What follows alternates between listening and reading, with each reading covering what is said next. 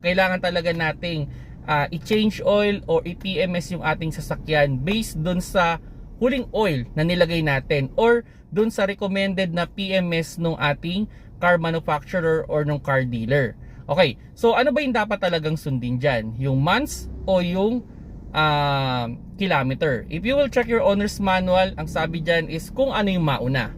Okay? So kung mauna yung kilometer, kung nakapag-accumulate ka ng for example ng 5,000 kilometers, kahit bata pa o hindi pa ganun kaedad yung oil, dapat mo na siyang i-change oil. Kasi syempre, yung oil na yon ilang beses na nag-circulate sa loob ng ating engine, exposed na siya sa heat, no?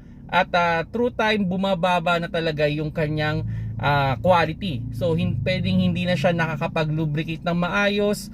So ang ending nito ay kailangan mo na siyang i-change oil. Okay? Now, sabihin na natin, sige, hindi mo nga ma-accumulate yung kilometer. Pero yung oil natin kasi, pag nilagay na yan sa loob ng ating engine, meron na rin yung lifespan o meron na rin yung expiration. So halimbawa, yung mineral is good for 3 months. Although we can extend a little bit up to 4 months, pwede naman yan. Kumbaga, syempre dahil yan ay na-expose na sa heat, sa cold, and do sa mga contaminant, at yung pag-circulate niya rin sa loob ng ating engine, kahit sabihin pa natin hindi niya pa na-accumulate yung kilometers, dahil nga nailagay na siya sa loob ng ating engine, dapat pa rin natin siyang i-change oil. Okay? Kasi ganito lang naman mga paps, sabihin na natin yung oil talaga ang magpapatagal sa ating engine.